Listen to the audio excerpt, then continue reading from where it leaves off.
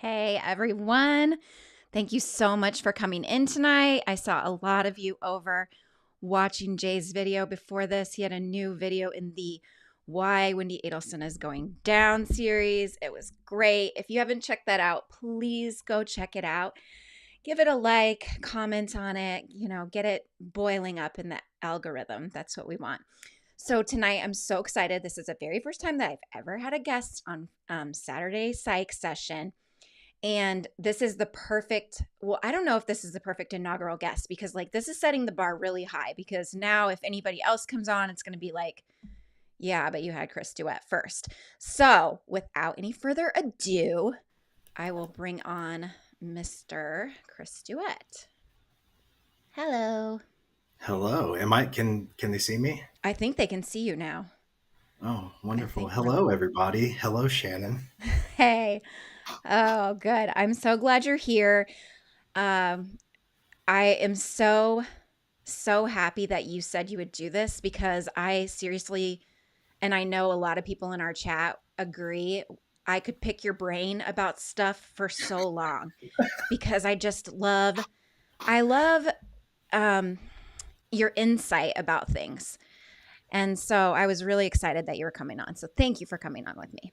Well, thank you for inviting me. I love to talk about this stuff. I think all of us share the same passion generally, and it's just fun. So I just appreciate you, letting me come live out my passions this way. I don't know, but thank you. Absolutely. We're going to have fun. Everybody's going to have fun. We are. We have a lot of people here. We have your link is in, and we have a custom Chris Duett emoji. I love it. Yeah.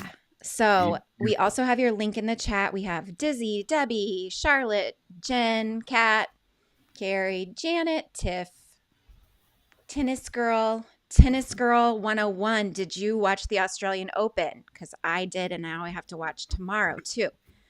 Miss Wildside, Brooklyn, Susan, Mom, Drew Gambino. Good to see all of you. So glad you're here. So when we first were deciding what we were going to do for this episode, I really had a few episodes where I'd had children being abused and dying, and I was like, you know what, let's move on to full grown people for a while. It had gotten to be a little too much on that side, and Black widows have always been fascinating to me because I just think about, I put the little thing on the top of the graphic, I think about that old poem that we used to jump rope to. That's come into my parlor, said the spider to the fly. And I think about that. I just think about how these women were able to rope each of these people in specifically, and, what it was that they saw in each person. And I mean, sometimes it's their own children, but just what was it that they, targeted the person for? Besides just, money and financial gain, what else were they getting out of it? So I am so excited because you told me off the bat that you would talk to Dorothea Puente, who is one of the most well-known Black widow / serial killers there was. Right. Yeah. She was a bad one. A lot of people know her as a serial killer. She's not usually associated as a Black widow, but she is a Black widow because her first, I believe, known victim was her boyfriend. So I think we should start with what is a Black widow. So, yes. All right. So I was wondering that myself. You hear the term. It's a useful term in that in identifying, I believe it's a media term. There's no classification or designation or anything like that, titled data set or anything like that in any research of Black widows that I know of. The closest thing that I could find in the crime classification manual under domestic partner homicide, there's spontaneous domestic partner homicide, and there's staged domestic partner homicide, which is very general. I believe Black Widows would fall under that because not all of them are serial killers, but it's very general. So uh, I spoke to a couple criminologists who I know, and we got a little clearer picture on it. And if you say Black Widow to a criminologist, they're going to have a ballpark conceptual idea, of what it is. So um, I think the thing we decided on was that it's a woman who kills a romantic partner. They can also kill others, including children or people in their care. Dorothea Puente killed boarders Mm-hmm. mostly, um, but they kill a lover. Why is that? And you look at a Black Widow spider. Not always, but sometimes after they mate, they kill their mate. So Black Widow, is that where it comes from? I don't know. It would make sense. But to go a little further, what it is in my friend Dr. Gary Bercato, he has a really great way of putting this. It's like a whole separate classification, because like again, they're not serial killers per se. Some of them are, but the term he uses is elimination murderer. So Mm. you have somebody that's an impediment to something, and be it they're in the way of financial gain. You want to be with another lover, whatever the case. In elimination murder, Susan Smith, it's a great example. She was Mm-hmm. having an affair. The man she was having an affair with didn't want kids. She killed her kids to get them out of the way. There was elimination murder. These are these people have psychopathic features. They're not psychopathic. I think a category up they get psychopathic, but they're egocentonic and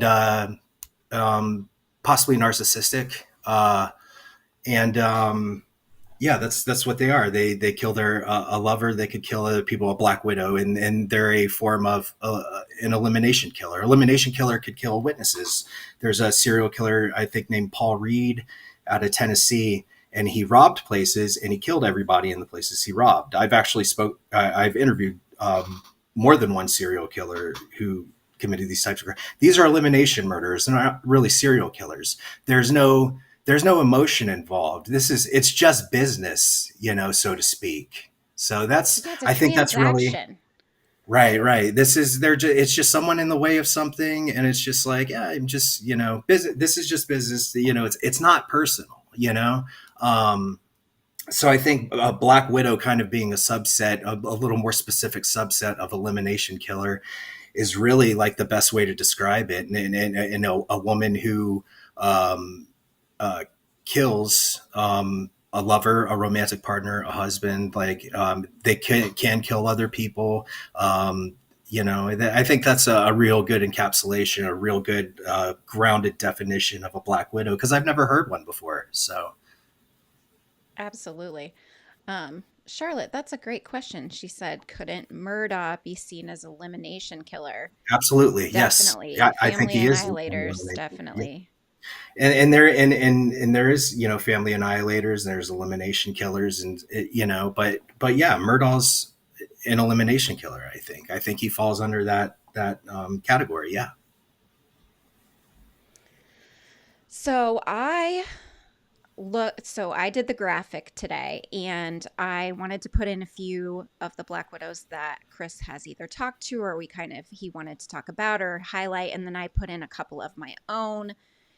And so I'm just going to try to go through a little bit of the background of a few of the crimes before we get started into the psychology and the takes that we take away from, whatever.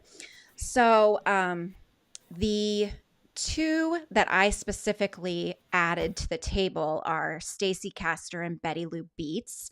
And that's the second one from the right and the last one there on the right. So I'm going to start with Stacy. She is probably the most recent murder. She is the most recent murderer on this list. She murdered her first husband, who was the father of her 2 daughters, in the year 2000, and she murdered him by dosing him with antifreeze. And she did not have any idea how much to give him, etc. So he basically just got sick and got sicker. And then he died of a heart attack. And so they thought it was natural causes. And they did so until, she murders the second husband in 2005.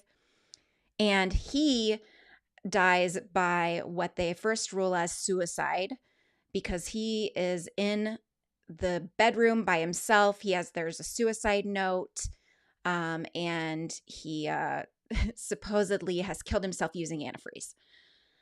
So things start to look a little sketchy for her. And then, because she needs to eliminate and because she needs to be able to go on, she then attempts to frame and murder her own daughter. So she writes this very involved suicide note of her daughter confessing to her dad and her stepdad's murder. And then she tries to kill her own daughter, has her over to have drinks with her, and just keeps telling her college-age daughter she wants her to drink with her. And she has put in Percocet, I believe, some sort of narcotic, and she is got that in there, and then the antifreeze as well. Her daughter was in a coma for 17 days. She is very lucky that her sister came in and checked on her and found her unresponsive, called for 911, called for EMS, and they got her to a hospital. And boy, when she woke up, Mom sure wanted to talk to her before anybody else could talk to her. And a very sad story, because, to wake up like that, I can't even imagine. Like, you wake up and they're like, what, you tried to kill yourself. Well, no, I didn't try. Well, yeah, and you killed your dad and your stepdad. And then learning that your mother did all of those things and then did that to you just blows my mind. Crazy. There's no limit to the narcissism and in this case, there's a few of these on this list who are full blown psychopathic serial killer black widows. Yeah. And she's one of them. Yeah. Oh yeah, she definitely fits the bill. There is zero remorse, and she would have done anything, and she still died denying it and saying that her daughter did it. Still was blaming the daughter to the day that she died, and she died of a heart attack in prison. So I don't know. Some people would say that's karma, but she definitely did not serve long enough, I don't think, before she died, because she only was convicted in 2009 and she died in 2016. I think she got off without having to serve too many years before dying for what she did to her daughters and to the families of her 2 husbands. So and I definitely agree, she is one of the ones that fits in with the psychopathic. Now, my other one, Betty Lou Beets, she is an enigma wrapped in a riddle. She was the very first, she the first or the second woman executed in Texas. They had like a moratorium for a while, and then she was executed after that, I believe. But the anti-death penalty people really tried to get a stay of execution for her, because she had a rough beginning life. They had shown, that her first husband had sexually abused her as well as physically abused her. And then she also had started at like the age of 5 being abused by her mother died. So she lived with a dad and a stepmother. She just had a horrific life. And so then she starts having all these marriages. And her second husband, she shot him twice And then she actually went to trial for that, and then he said he wanted to drop it because he had threatened her first. So he drops the charges against her. They drop the charges, and then they get remarried. I'm talking about Betty Lou Beets right now. So she's the second one to the right. And I am telling you, this profile, she looks like she could be a screen star with the profile that is. She just is striking. She's very beautiful. And so they get remarried. This guy remarries her after she shoots him twice. And then he does get away from her. She attempts to run her third husband over with her car. Now, second and third husband actually testify against her in the trial for killing her fourth and fifth husband. And just like Stacy, Betty Lou tried to blame her children for the murders. She was ready just to push them right under the legal bus. And Little bit of a theme here. Like they can, it's like they do not want to take the heat. They don't no, want to go down. They'll throw anyone in the way. yeah, there's no Nobody comes bottom. before themselves. Yeah, very egocentric. Very, yeah. That's so another thing I want to point out with Betty Lou Beets is we just talked about Stacy Caster, and a lot of people think of this with Black Widows that they're poisoners. Yeah, some are. But let's look at Betty Lou Beets right here in front of us. Violent, expeditious killings, Yeah, shootings, running with the car. That's violent. That's angry. That's not, I don't have the time and calculation to poison them. Like there's some anger there. So, I mean, this goes beyond the Black Widows. You have serial killer elements here, but look at the victims, their husbands, and, mm-hmm. and yeah, I mean, and you are seeing a little bit of a theme with trying to put the blame elsewhere, even if it's the kids, which makes it more reprehensible. But that just goes to show, like they don't give a fuck. They'll stop at nothing, and a lot of them will say that they're innocent till the end. They won't come off of it. When we talk about Sheree Miller, we'll get into it, but she was the first one, second one that I've spoken to that took accountability. But only did she do it after her legal case had run its course and everything was exhausted. So I mean, we'll get into it. I think there's a little bit of remorse there. I can't say that she's like fully accountable, but there's something there. Whereas I don't think Dorothea Puente ever admitted to anything. I'm not sure Judy Buenoano. I think she may have, but I mean, a lot of the times they don't. And they have an image to uphold. And if you look, and this is another thing about Black Widows that you don't really think about on the surface. Look at all these women, and we'll get into Judy Buenoano. She had 2 fucking PhDs, but these are disarming. They're very disarming. They put you at ease, and a lot of female offenders are like that. But these ones they're a little bit more masterful with it. Absolutely. She definitely, when I started looking into her, the gun was surprising to me because you do think of just like poisoning or maybe like suffocating with a pillow or some sort of more, what might be more of a feminine type of means of death. And Betty Lou was not taking things lying down whatsoever. And before she was executed, she never admitted fault. And she also would refuse to make a final statement. She had nothing to say.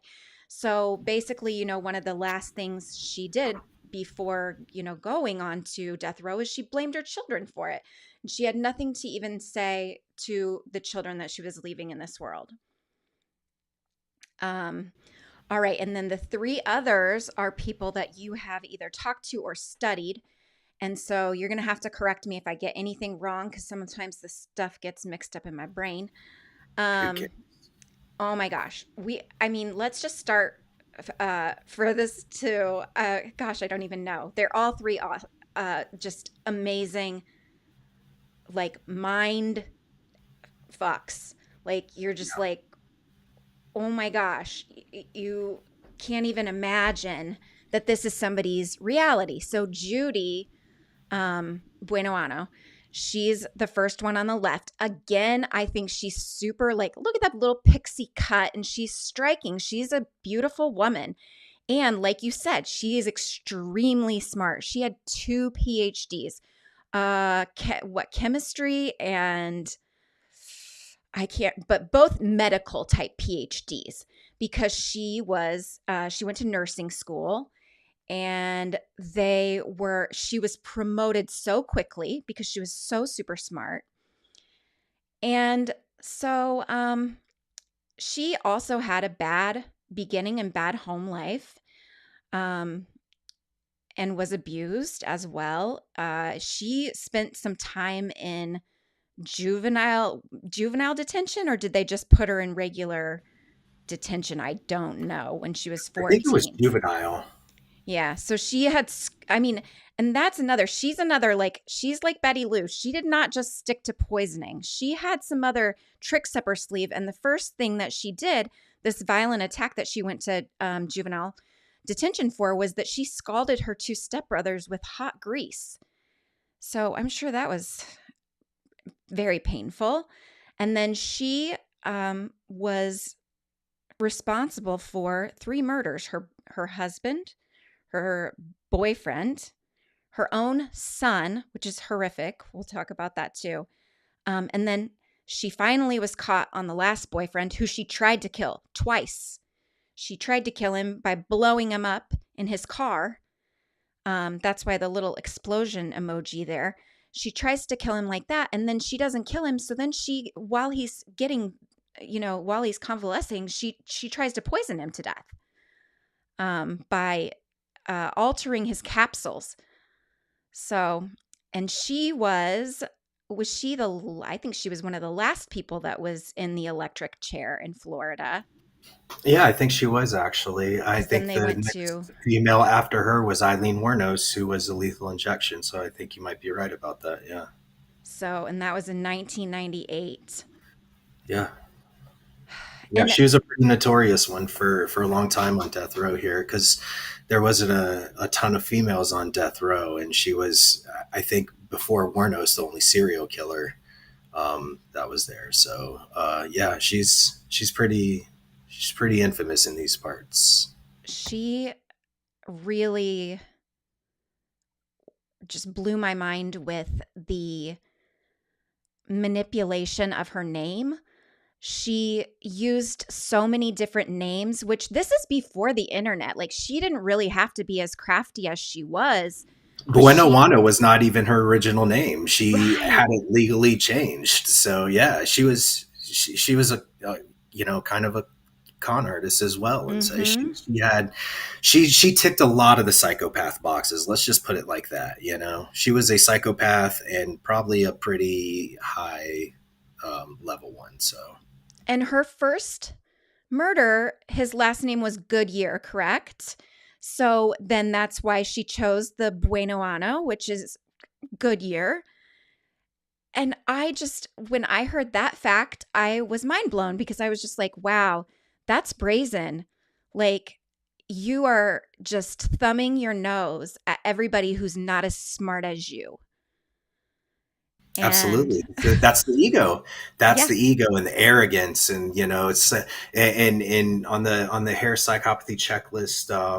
A trait of a psychopath is grandiose sense of self, and that's what that is. That's I can do whatever I want. I'm the best, and yeah, nobody can stop me, and nobody gets in my way, and that's that whole attitude. And she had it. yeah, she was just not, there was no bottom for her. She was not going to stop. If they would have let her out, she would have done more.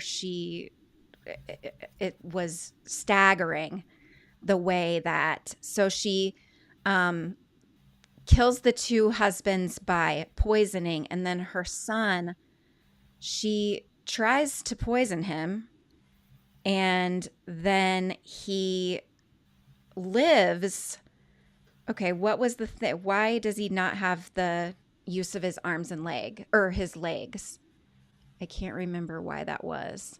I know it was a result. Oh, maybe he was in the army. and he comes home and she wants his GI benefits, basically. And so to eliminate him, she decides to, so this poor man has no legs, her son, and he had gone into the service probably desperately seeking validation that he wasn't getting from his mother. And he comes back and is totally vulnerable to her. And she ends up putting him on a freaking canoe. She straps him into a lawn chair and they go out on this canoe, and she tells the story that a snake, a water moccasin, comes into the canoe and it capsizes, and she saves the other two children that have use of their legs and could swim, and he sinks, of course, because he has like these leg braces on, and he has or prosthesis, and he's strapped to a lawn chair. Right. Are you seeing a theme here with the very elaborate stories and, with the murder attempts? She's trying to outsmart. She's not just bang bang, or, you look at a man who, same thing, kills a romantic partner. It's usually, shoots them, hire somebody to shoot them. They don't come up with these crazy elaborate plans. You know what I'm saying? Like, this is a different breed, like, this is different. Absolutely. I mean, just the level of Easter eggs that are within each of the things that she does, each of the plots that she does, it's just so bizarre. Like, how much time you must have been spending thinking of plotting, just plotting for your entire adult life, was plotting how to get rid of people. And these are all for money. Betty Lou Beets, I don't know if we touched on it, but there is a financial gain motive to that crime. I think she was getting Social Security checks and whatever else. Yes. Judy Buenoano, there is a financial gain element to that crime. Stacy Caster, I don't remember off the top of my head, but I think there might have been a financial gain to that crime. Yes, and all she of them, wanted the life insurance. Right. So, I mean, let's look at all of these and let's call a spade a spade. There's commonalities here and we're seeing them over and over. Different cases, but all of these types of killers, the crimes are coming from the same place. So you're going to see a lot of the same behavior because you're circling the same psychological elements here from the killer. So it's like Groundhog Day. Yeah. And these last two, this is a treat because Chris has spoken to both of these two women. And Dorothea Puente, like I said at the top of the show, there is a Netflix special on her, I think House of Horrors or something. I don't remember what the name of it was. Gosh, see, I wasn't as prepared, Chris. I should have known that. I didn't even know that there's a Netflix thing about her, so you're much more prepared than I am. Again, as I was saying. There is, guys, and it is terrifying because this crime is terrifying. She really used the ruse of her sweetness, her face. I mean, if you look at her, you're like, what? No, what did this lady do? Like, what was she doing? Jaywalking? I mean, if you look at that face, there's no way you're like, oh, this person killed 9 people.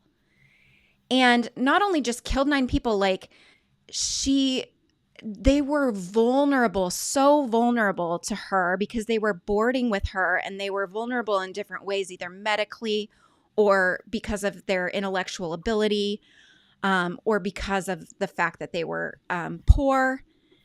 And she is unbelievable. So she uses this charity ruse, like people just thought she was the nicest and the sweetest, and she was taking all these people in and helping them. And really, she is typically poisoning, strangling, and suffocated them. And then having her son, right, help her bury them in the backyard. Does she? Yeah. Backyard. Yeah, back or front yard. But just keeping them, just like, it was like a very John Wayne Gacy-esque, like there's this whole trench of bodies around her home that she's got a cemetery in her yard. Yes. And she was convicted of 3 of the 9 murders. They could not convict her for all of them. You know, when they found out that she was doing this, a lot of these bodies were in terrible shape because it had been so long. She got away for quite a while. And Her road to this was crazy. I mean, she was poisoning people and robbing them. I don't think she was killing them. She went to prison for it. When she yes, got out of prison, she was picked up by, this guy who she moves in, a boyfriend. So this is where she gets the Black Widow moniker, is she kills this guy first and is right. taking his shit. And then after that, she goes on to her little, boarding plan, and she's like doing that forever. And she's so unassuming, and so that, she's gets away with it. She wears the mask well, she compartmentalizes it well, and nobody has any fucking clue that she's doing this. Yeah, that definitely thinking while she's in jail, like that whole time that she's in jail, then that's what she's doing is snagging that man. And that's her first victim coming out, like you said, but that means that whole time that she was in jail, she was not rehabilitating. She was planning again of how she would continue to do what she wanted to do whenever she wanted to do it. Yeah, that's another thing. We talk about disarming. Talking to her, she, talks about how she likes to crochet. I mean, she's dead now, but she likes to crochet, and she would send me. This is how much of a sweet old lady image she is putting out. She would send me index cards with recipes, like a fucking grandma would do, and her letters were never off-putting, never weird, never inappropriate. It was always very sweet old lady from top to bottom. So she had it down, and that was her technique for a long time. I don't know if she was playing that in prison as well, as like a survival mechanism in prison. I don't know how she used it, but it was a tool for her to use, that image. It was not who she was at all. And then Sherry, is it Sherry or Cherie? It's Sheree, I believe. Cherie. All right. Yeah. Cherie is like the first, basically, like one of the first people to use the internet to, persuade someone to murder her. She used online chat rooms and she convinced her situationship boyfriend online to kill her husband in 1999. And he traveled from many states away and did this. And the whole reason why he did this is very sad. Let's point out that guy was a former law enforcement officer. That He shows how was. Yes. manipulative these people can be, Yes. She because had to this is have a been. former cop. Exactly. So he's a former cop and she has him so bamboozled because and it's so sad. She has him believing that she is so abused by her husband. She has him believing that her husband is gang abusing her with other men. You know the word that we can't say on YouTube. They're doing that to her. They are beating her. She's the original catfish because she starts accounts in his name and then emails the boyfriend like she's the husband. And she's saying, you better stay away from her or I'm going to beat her even more, and she also tells him that she is pregnant with twins and they are his. Yes, Elaborate. like you're saying, like, what? No, these people don't just like go in and just shoot you. No, there has been like the plan of a lifetime. So she tells this poor man that she's pregnant with twins. And she even sends photos of like her distending her belly. And, so he believes it. And they have met up in person. It's not like a total catfish situation. They've met up in person and there have been, relations between them. Clearly, if she's pregnant with the twins. But, and then she has him believe that she miscarries the twins, his children, because of the beatings and abuses, the gang abuses that the husband is doing to her. And he grieves because he thinks these babies are real. And he thinks that their relationship is real. And he feels so very sorry for her. And then, I mean, it comes, like it comes out of, what else can we do? Because he's so well connected with this mafia of people, and we can't do anything. We have to kill him. And so her boyfriend agrees to kill her husband. And gosh, it is not long. It is like 2 weeks later. She's of course like, okay, we've got to play it cool now that he's dead. She gives him directions to kill the man, everything. But then she's like, we got to play it cool. We can't just like hook up now because, it'll be suspicious. So, but 2 weeks later, he finds out she's living with another man. So that, gosh, and his reckoning, where he comes to realize that this was all a ruse, it clearly shook him to the point that he commits suicide upon learning all of this. And just the saddest, most terrible thing. And the one thing that he did that was helpful in ever catching her, because she probably would have just done it again to somebody else, was that he left notes in his briefcase that were under his bed and to his family. And they had information in there. He even made copies. Like, he was a detective. He came with receipts. He made copies of the instant messages from them. So, even if she tried to delete stuff, he had it on her. And he put all of that in there. And I feel terrible that he died that death of shame and just being so duped by her. And she's still in prison. She's convicted. Still in prison. She was convicted. She had some legal goings on there for a little bit. I couldn't explain. I'm no Bob Mata. I don't. I leave the legal. I leave it to him. Yeah, it was like Bob Mata-esque, because it was like there was like all these motions, and they like let her out for habeas corpus and all these. I'm sure Latin he could words. explain. Yeah, he could probably explain it without even thinking about it. I'd have to do some research and figure out what happened legally. But her case went on for a while, and there's some legal stuff that happened within it. She ultimately did end up getting convicted and is in prison. When I spoke with her, which was probably like 3 years ago, I did a phone interview with her for about an hour or so. And she owned up to it, and she expressed regret and remorse, and so she's actively trying to better herself. And I don't feel she is a psychopath. I feel she does have some of the psychopathic features, the marked features, and there's some other stuff going there. But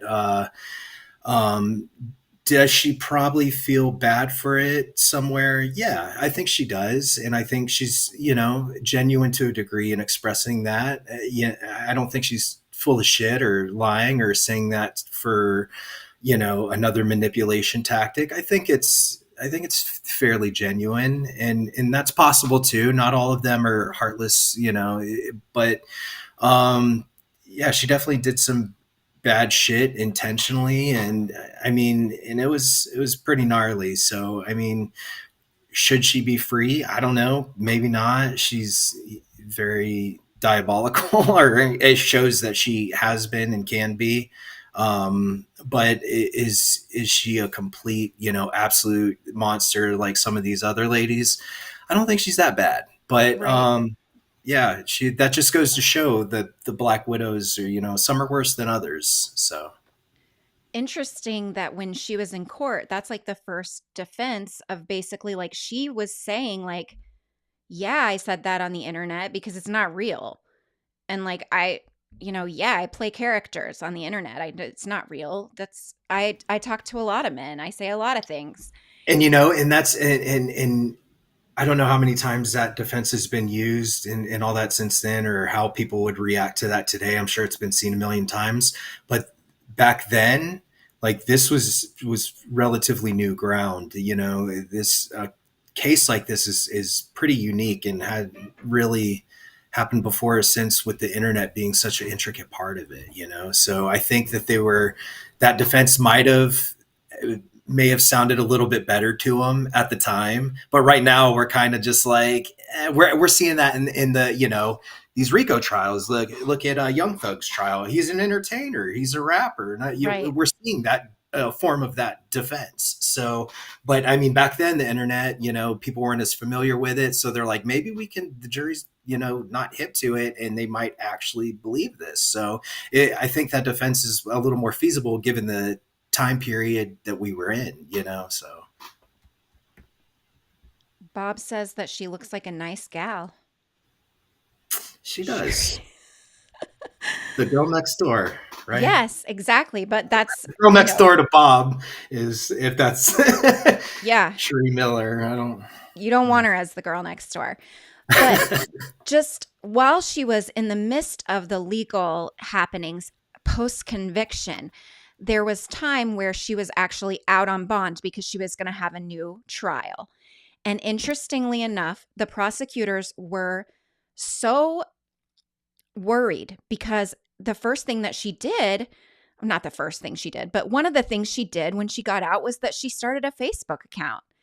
And the prosecution was like, see, she's just going to do this again, you know? And they were like, well, the defense was that I think she wanted to talk to her son or something. He's overseas. I think at this point she was still fully denying it. Yes. Oh, yes. Yeah, because this is before she actually has to go back to jail. So once she went back to jail, I think is when she was, but yeah, she was still denying it. And they were just like, oh my gosh, she's going to do it again. So It's always interesting me to like when people copped stuff, you know, and she's not the first one. I've talked to other ones who denied until their legal appeals and whatever were exhausted, and they're like, you know what, I did it and it was wrong. It was like, why didn't you say that before? If you didn't really, you know, you like right. So it's like, how sorry are you? Like, how, you know, you only cop to it when it no longer served you to hold that hand of cards. So it's very interesting. It's hard to read, you know. It is, because I mean, she made those family members go through not one but two trials.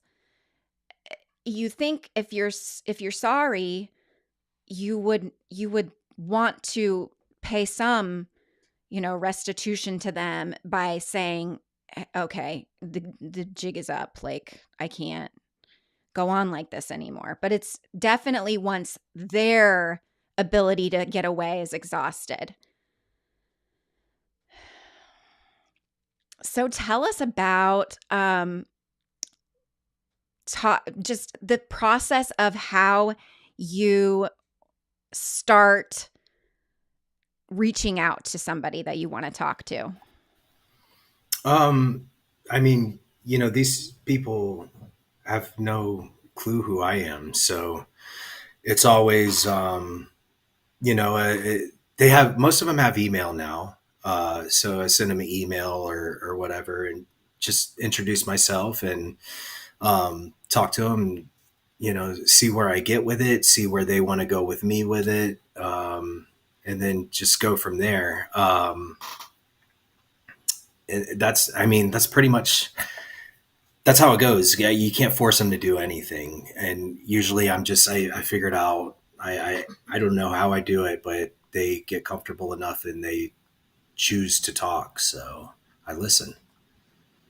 Well, that's part of it, is I think that you're a really good listener, but also you aren't there to be like, you know, you're just listening. You're not judging, Right. or you're not offering or wanting them to offer you anything except to have a place to tell their story.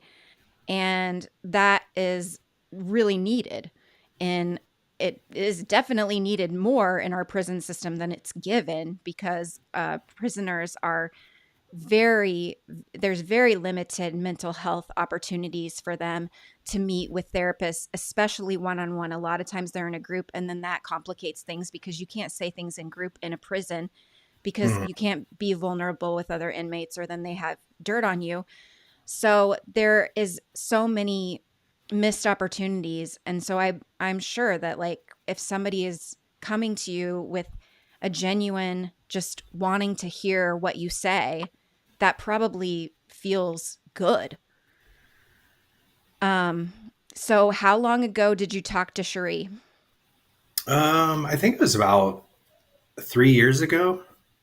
Um, yeah, I talked to her probably before I did the interview with her. I probably talked to her for, you know, 15, 30 minutes on the phone to kind of, have a preliminary chat with her and everything, get to know her case well, get to know what she has to say and all that. And did the interview. I think the interview that I did with her was the first time that she had copped publicly to everything. And I don't know, she may have like partially confessed prior or something, but she was like, look, I did this, I take full accountability, like this is what I did, this is how I manipulated the situation. And it was, I honestly wasn't expecting that, because usually it's, I didn't do this, this is how I didn't do this, and it's the total opposite.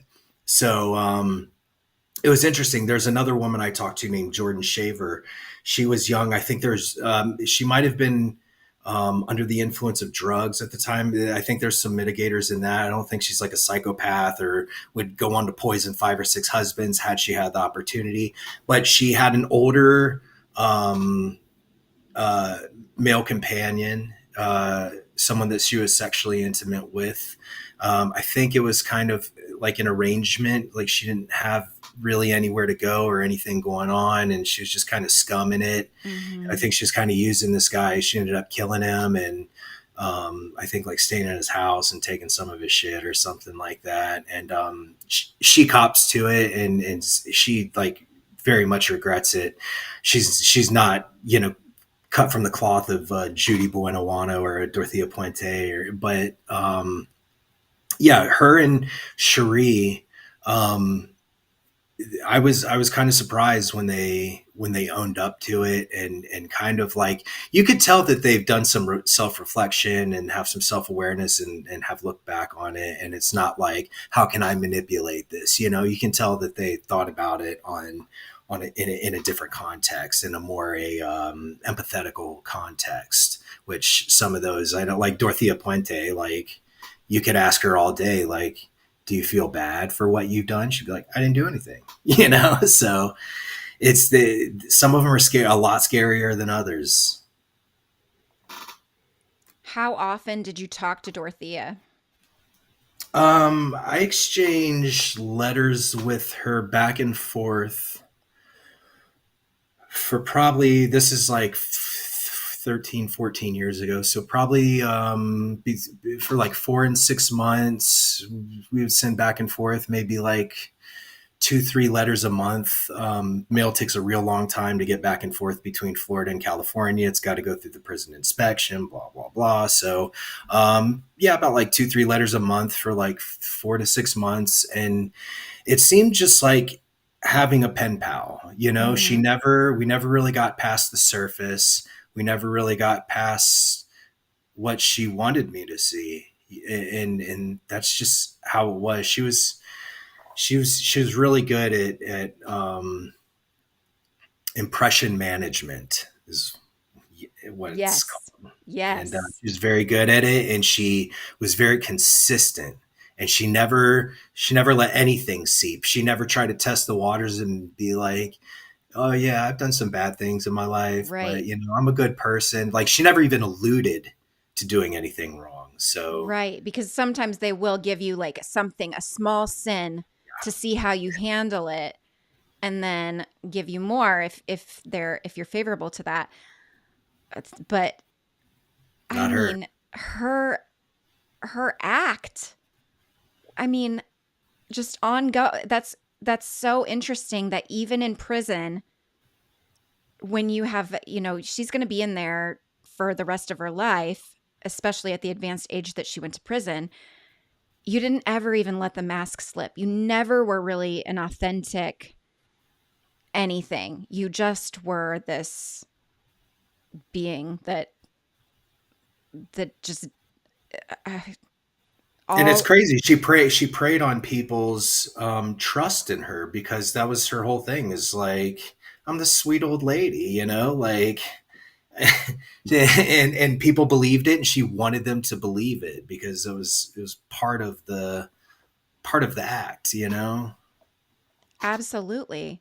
Anytime that anybody might even ask a question of her, she didn't even need to defend herself. She had so many other defenders because of her great reputation that she had gotten with doing the charity and like helping people and with the church, and all these people would come to her defense if they even thought that somebody would be, it's like, why are you picking on this old lady? She's done on a small scale what what's his name, Jimmy Savalas and R. Kelly and all these people are doing on a massive scale. And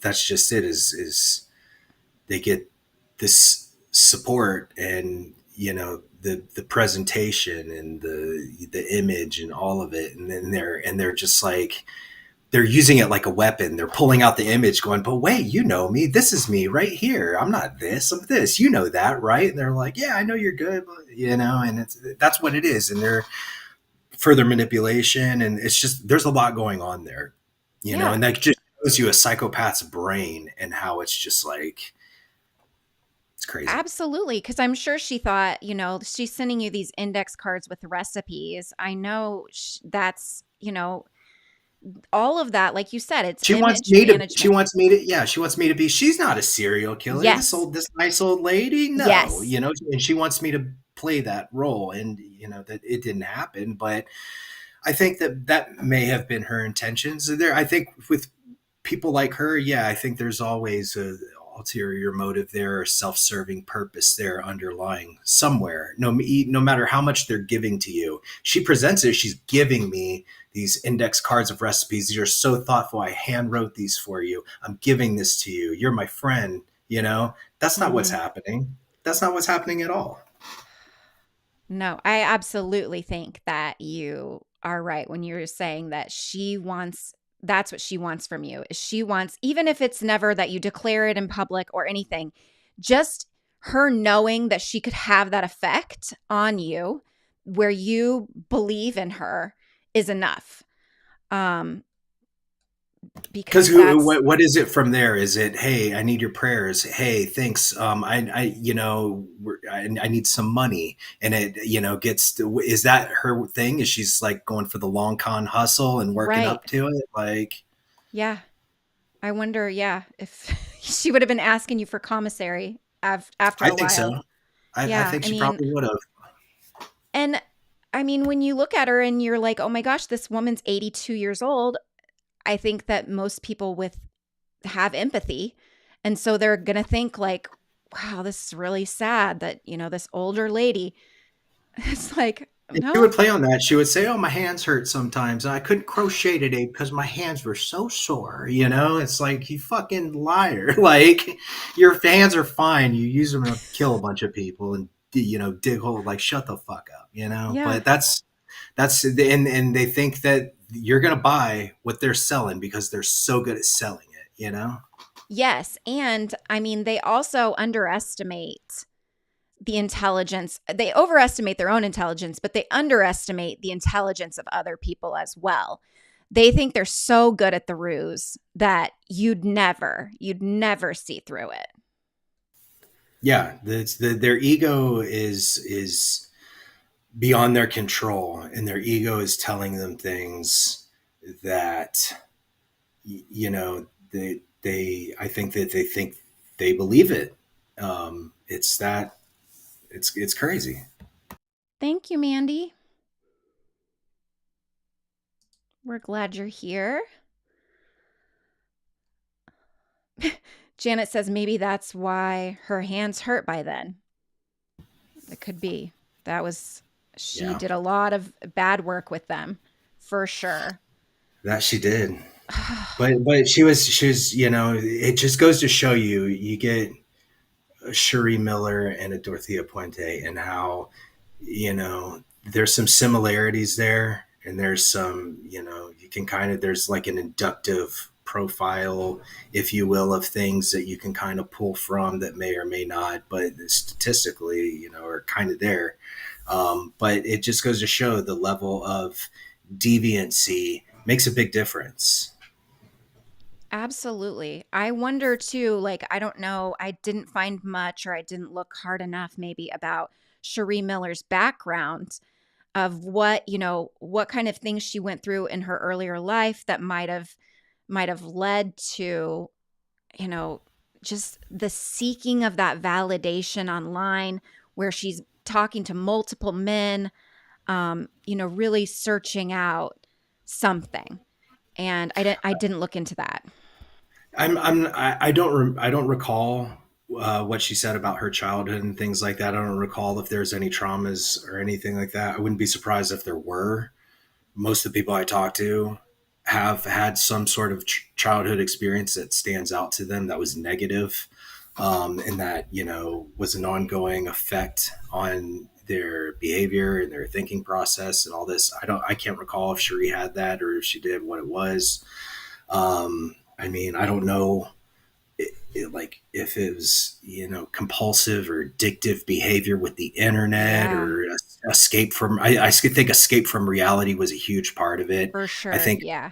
life was mundane, and she thought she was worth so much more. Mhm. It's kind of fantasy escape of her, because I think she was just normal boring life in Michigan, and her husband ran like a junkyard or something. It's just like nothing glamorous about that.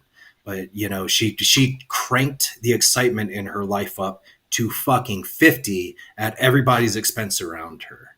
You know. Yeah, I mean, I think that makes a lot of sense too because if you see the photos of her, she looks like she's very like fun loving and she's kind of like a party girl.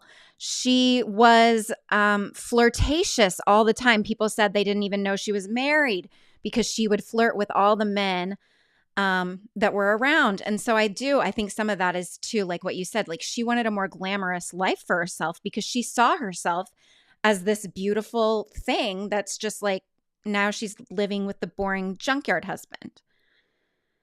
Yeah, Did you see Ricky Cougarback's very important question to you?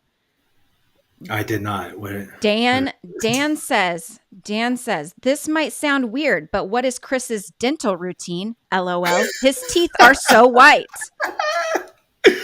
Okay, I've been told that my whole life, and I don't know why they're like that. I don't like. I hardly brush my. I'm a dirty guy. My wife fucking hates it because she's like a super clean person, and I'm not. And like she has to yell at me to brush my teeth and stuff. And I know that's fucking gross, but I don't really care. I'm 40 and I'm comfortable and I'm happy in my life. If you don't like it, fuck you. But yeah, I don't do anything crazy with my teeth. Born with good teeth. Yeah. Some of it is genetic, Dan. I'm sorry. You I know. can, I feel like Dan like hates me now because he's yep. that guy that has born with the nice teeth. Like, Yeah. And you know how much milk Dan drinks and you can't even get good teeth. yeah, Jeez. it's pretty shocking that he doesn't have like crazy ulcers or something from all the dairy. It's gross. Oh, jeez. Oh my gosh. Yes, Dan, thank you for coming in with those very important questions to the broadcast. But It's a great question because everybody wants to talk about my teeth and hear about my teeth here. So oh, thanks, Dan. oh. Well, I I have to just hear again. I have to hear a little bit of what you think about Judy though because we didn't really talk about her enough. She to me was so fascinating. So Yeah. before we go, I definitely want to hear what you think about her. I know you've done some research on her. Yeah, so going back to what I said at the beginning of the show, they killed the lovers for personal gain. That's if you want to nail down the definition of a black widow, That's pretty much the blanket definition. They kill a lover, romantic partner for personal gain. But like I said, they also kill others. You got her, you know, attacking her stepbrothers. You have her killing her son, her, you know, her husbands, and she's more the stereotypical Black Widow. You know, when I think of Black Widow, when we talked about this, she was the first one that popped in my head, and I think she's like the textbook case of a really like a psychopathic serial killer Black Widow. You know, worse than usual, and she's like. You know, I know you thought you hit the gold mine with Betty Lou Beets, but I think Judy Buenoano, she's just something else, and she's very deviant and diabolical, and I don't think that she was ever sorry. I don't know if she ever gave a shit, and you know, I think people are going to leave this stream tonight with a much better understanding of these types of killers. Definitely. She um definitely blew my mind when I went down the rabbit hole of Yeah, looking at her stuff. she's gnarly. And her intelligence is something that it seems like her ego about her intelligence is probably what got her in some trouble, because if she wouldn't have tried to blow up a car to kill the guy, I mean, that's and when and the interesting thing was she's such a good con artist that when he like wakes up in the hospital and they're like, "Oh my gosh, you survived. Your car was blown up, you know, your girlfriend did it." He was like, "No, she didn't do Right, right. And I mean, I know you as well as everybody else have seen all the themes tonight, and there's been a lot of them. And you can just have a look at your screen. It hasn't been said yet, but I'll go ahead and point it out. A lot of these are middle-aged white women. it." Mhm. You know, is there like something to that? I don't know. Um, Well, you definitely have the privilege of being trusted in our society. You don't have a definite sense of mistrust right away because you're not considered to be violent, because you're not a man, and you're not considered to be, you know, in any way possibly deviant just for being of not white skinned, just for being so brown. so they take this foundation and then they build on the impression management, and then you know you have the image, you have the manipulations, you have, you know, and then now they have this whole criminal element surrounding them that they've carefully constructed, you know, and it's just um it's these are not just people who had a bad day and or you know just got in an argument, and like it's worse than that, you know. There's Yeah. more to it, and it's more complex, and it's more deviant. So Dan, thank you for the super chat. He says, "One for the road. Love you guys. Great stream. We love you, Ricky Cougarback." Oh no, CH, I'm sorry about my sweater. When I saw it, I hope that it's not like I shouldn't have worn stripes. I think it's like causing visual problems for people. I'm sorry about that. But one thing about Judy that was interesting about her being white is that she actually said that her mom was like full blooded, and then she made up a Native American tribe that doesn't even exist. She was like, makes up this tribe. So, I mean, she is manipulative to the millionth level. But I just, when I read yeah, that too, I was like, oh my gosh, she's claiming to be a Native American as well? yeah, and it's like you can't corner these people. You can't corner them, and they'll be like, all right, the jig is up. Nope, they're gonna find, no matter how fucking ridiculous, how far they have to go, how much they have to dig to make whatever their spin is, they're gonna go for it, you know. And it's the ones like her, and it's the ones like Dorothea Puente, and you know Stacy Caster blaming her kids, and you know like I don't know, it's not good. It's not good. No. But I'm so glad that you came on because it made it so much better to talk about it with you. I have to have you back on. I'm asking you this in front of the audience so that you can't say I don't oh, know. Well, let that me think was about it. that was manipulative of me on this stream, but No, I I would definitely be back if they want me back. oh my gosh, they want you back. Everyone in the chat that I've seen is, oh, okay. Here's one. A lot of women asking this question. I feel like I have to ask it to you before we go. Do you ever feel like you're being manipulated by women that write to you? Fuck yes. Yes. Not just women, the men too, but yeah, the women can be very manipulative. I've had women who I've written, I'll get a letter back from someone I have no idea who they are, and they're trying to like hustle me and start a relationship and get money.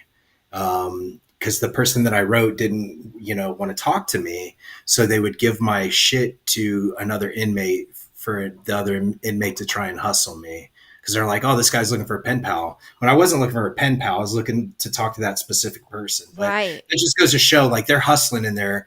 The women are hustling in there 24 hours a day, and they're trying to hustle, men on the outside. So the guys do that too, but the women are like doing it to the nth degree. Like, yeah, they're always hustling. They're always, sometimes working an angle and stuff.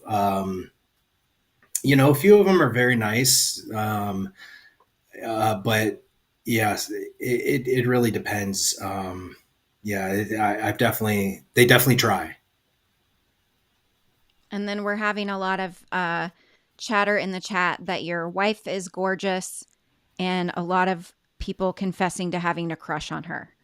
Babe, they're saying that you're gorgeous and a lot of people have a crush on you. Right. She said like this, she's got a mask on and stuff. She's like, right now? Yes, even now. It's funny too. Yay! Of course. Oh, Mandy Joe says, stop blowing my cover. Sorry, Mandy. I'm taking, I'm smoking for. So is she. Get over it. Oh, do I want to click on the donations real quick? Oh, yes, honey. Shannon L gifted a membership. Thank you. Can you tell Jay to be a little more professional than shouting from the other room? This is ridiculous. We're running a high grade professional production here, Jay. You son of a bitch. He's like, hang up the phone on him. No. What, Bob? Is he still here? Bob gave 10 memberships. Bob, that is so generous. Jeez, Bob. Bob's a nice guy. He is a nice guy. He is a nice guy for sure. Miss Lisa joined. Oh, good. Thank you, Miss Lisa. And what'd you say about your parents? Thank you, Mom and Dad, also for giving a membership. The J-Bo parents came through as well. So yay. Awesome. All right. Well, guys, you heard it here. Chris says he will come back on the stream with us. It's a verbal contractual done deal. So yes, him and his white teeth will be here again, folks. I'm going to pull a couple of them out and we'll see if anybody notices next time. Jay says only if he apologizes to me. Not going to happen. Well, I think, you know what? I think it could still be arranged that you could come on. It can still be arranged. I think I got a little more stroke than Jay around here. So Bob says that this is an oral contract, Chris. And so if Bob says it. Well, it's on the internet and I was just joking. So exactly. That's not real. It's not Everything real. I do on the internet is not real. Yeah. All right. I'm AI. I'm in bed right now. Oh, I hope Bob didn't hear that part because that will really freak him out if he did. Oh my goodness. Thank you guys so very much for being here tonight with us. Everybody's saying come back really soon. They're putting the Chris Duett emoji I in know. the I love it. chat. Thank you. I see it. I see it. And thank you. And I love everybody in here. Awesome. Well, thank you very much. Everybody, we hope you have a great night tonight. And if this is the woman next door, make sure you are going to sell your house soon. Run. Yes. Goodbye, everybody.